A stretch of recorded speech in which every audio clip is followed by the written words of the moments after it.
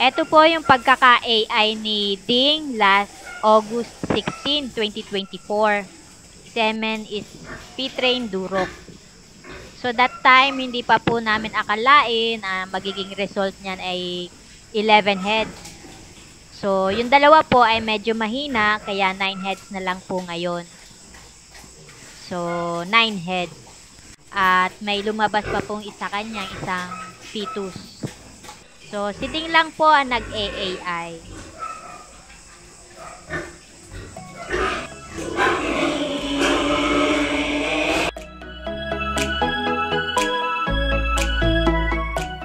December 11 ng gabi. Maricel, ang due date dapat December 8. 3 days delayed po niya ngayon.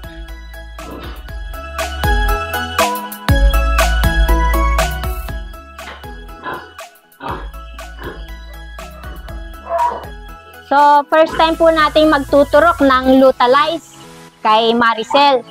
Since 3 days delayed po ngayon at may lakad po ng Friday, kaya kung sakasakali ay tuturokan na po ngayon. At first time nga po, kaya hindi po namin alam kung ilang hours or minutes ito mag-i-effect, magte-take effect.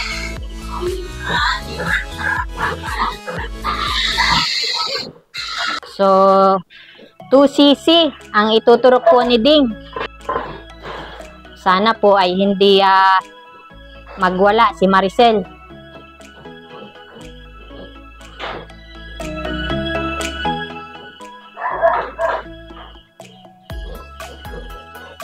I-monitor po natin kung kailan magte-take effect kay Maricel.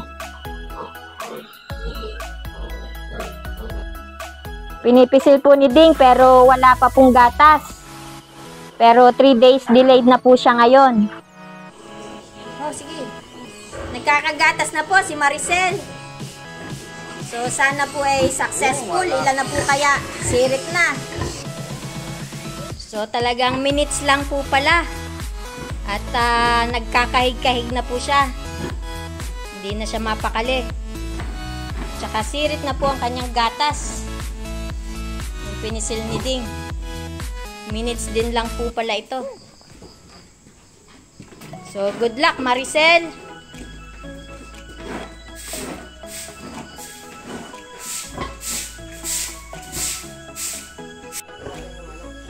So, yan po ay kung sakali ay pang third parity ni Maricel. So, yung second parity po niya ay siya nga po ay nakunan. Kasi siya po ay medyo umikot dyan sa kanyang paruwing at na-stuck. At nang madatnan po ni Ding ay hapong-hapo. At nung makailang araw ay lumabas po ang kanyang mga biik, mga fetus. So, na-abort. So, hoping successful po tayo ngayon. So, makikita po natin kung makukulang.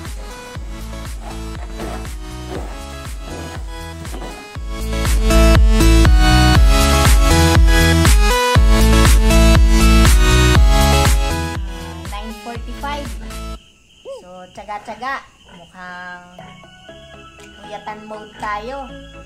So, excited at check natin kung makakailan si Maricel. Okay, ngayon po ay December 12. Mga 12:40 ng tanghali. Wala pa rin po siyang biik. Pero nakita ko po sa CCTV na tumitirik na yung dalawang paa niya sa hulihan at saka yung buntot niya tumutuwid na. So baka naman po nalalapit na kasi Lutalize, tinurukan namin na December 11 ng 8 o'clock PM. So akala ko po ay nag-take effect agad dahil sirit na agad na nagkakahig. Pero baka po talagang ganon, 24 hours. So, sana naman po ay yung nakita ko sa CCTV ay mag-start lumabas.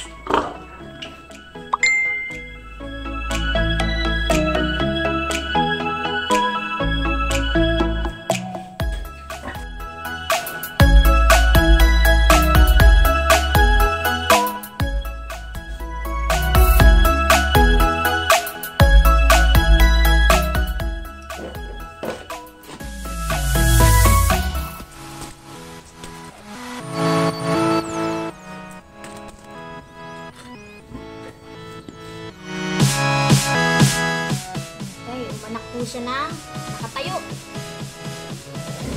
Babae. Umanak na nakatayo.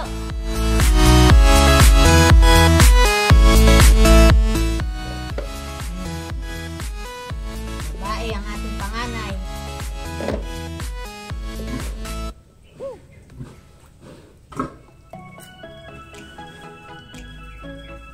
Ayos, buhay, buhay. Kahit matagal ang pag-aantay natin, kahit medyo natakot tayo, dahil ganun pala ang Lutalize. Tagal. Siguro iba-iba po ang epekto sa iba't ibang depende sa baboy. So lumabas din. Mga alauna na yata. So, December 12, nilutalize ng December 11 ng alas 8 ng gabi. Buhay, buhay po. Thank you.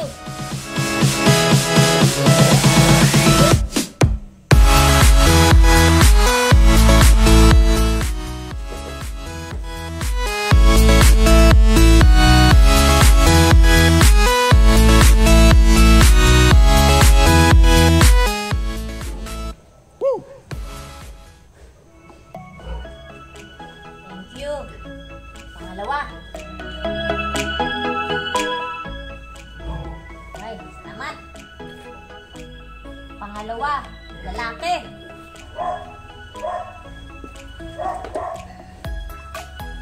Tatlo. Okay, kakaiba ang kanyang tiyan. Dito rin siya yata. Malaki ang tiyan. Lalaki, lalaki. Pero may problema siya.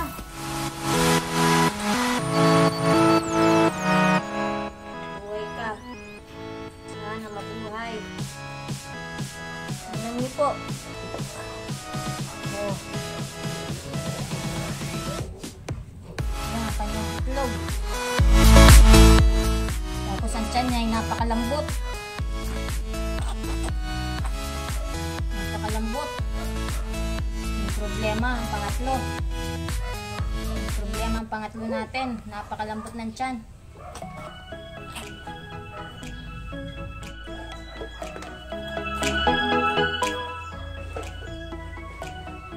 Apat.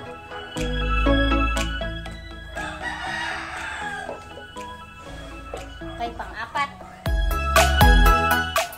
Babae. Mukhang marami siguro ito kasi maliliit sila eh.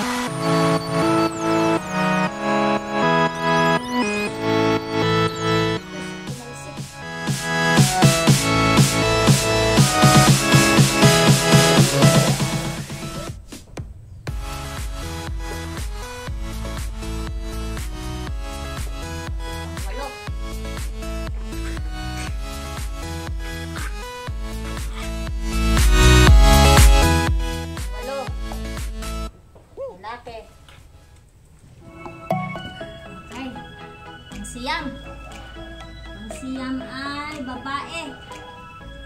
Pero yung isang maliit po ay mahina. Nire-revive ko pa.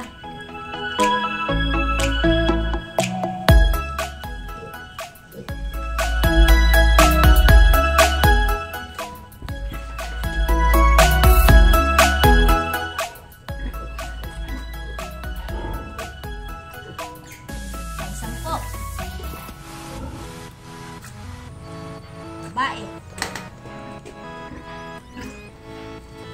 Babae, pang-10. 11.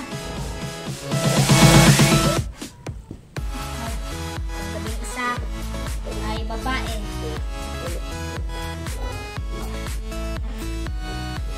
Parehong babae.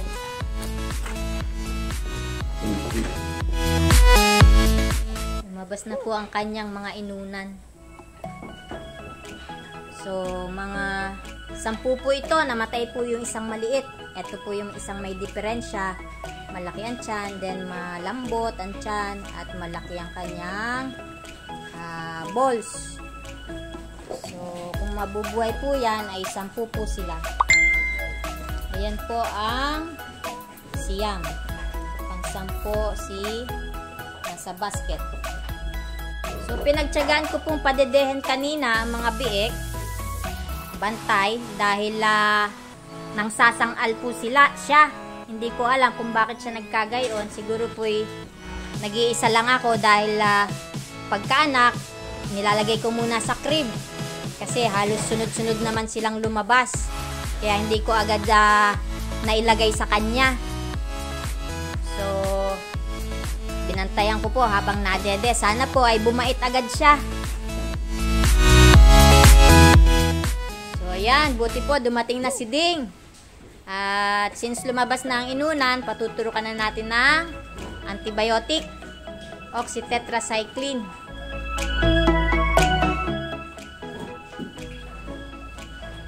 Okay, 20 ml. Good for 200 kilos.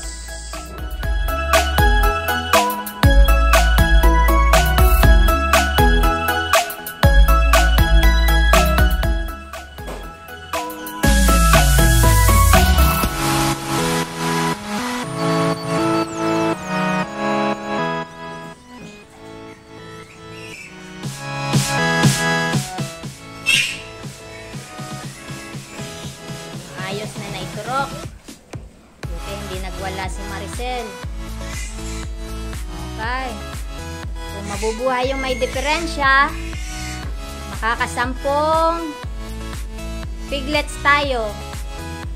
Kung mabubuhay po yung malaki ang tiyan. Ngayon, bumigay na po yung isang maliit na napakaliit. So, dapat ay 11. And isang pitus. So, ayan, nilagyan na din po ni Ding ng pailaw.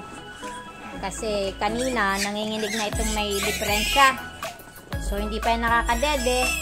Pinadede ko lang, pinagtyagaan ko kanina ay yang Siam. Dahil sinasangal nga po ng inahin, sana'y bumait agad. Kamustahin po natin kung napabait ni Anding. Ding, ano, sinasakmal? Hindi na, mabait na? Uy, very good. Pop, pop, pop, pop, pop, pop, pop, pop. So, okay. Naamoy-amoy naman niya. Hindi naman masyadong sinasangal.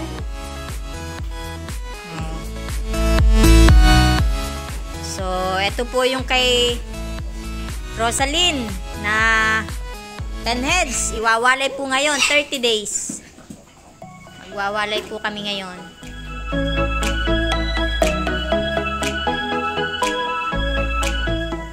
Mabait na, oh. Bumabait-bait na. So, kung may katulong lang po ako kanina, naipaamoy ko agad sa kanya, naisama ko agad sa kanya. Para nasanay agad siya. Hop, hop, hop, hop.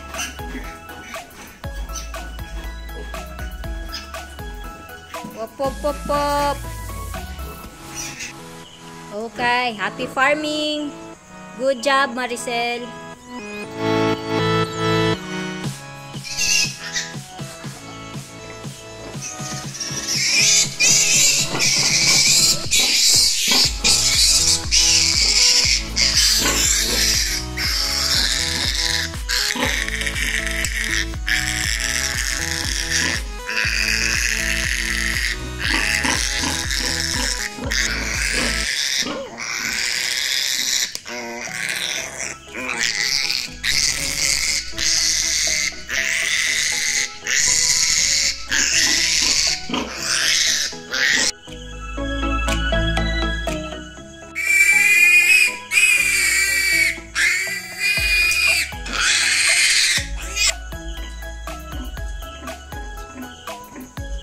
Napapagibik si Maricel, oh. Kahit maliliit, baka sakaling mabilis lumaki. Maninipis ang kanilang katawan, maliliit. Hindi ko lang po alam kung ano po ang napaturok na cell.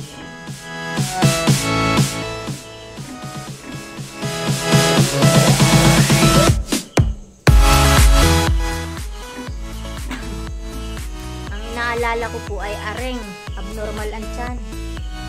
Yan, andyan ang kanyang peaks, ang kanyang bebe. May malaki siyang balls. Yun, malaki ang kanya balls. And malambot ang tiyan. Lawlaw ang tiyan, malaki ang tiyan. So, hindi ko po alam kung mabubuhay siya. Yan, lahat naman po ay maayos dumede.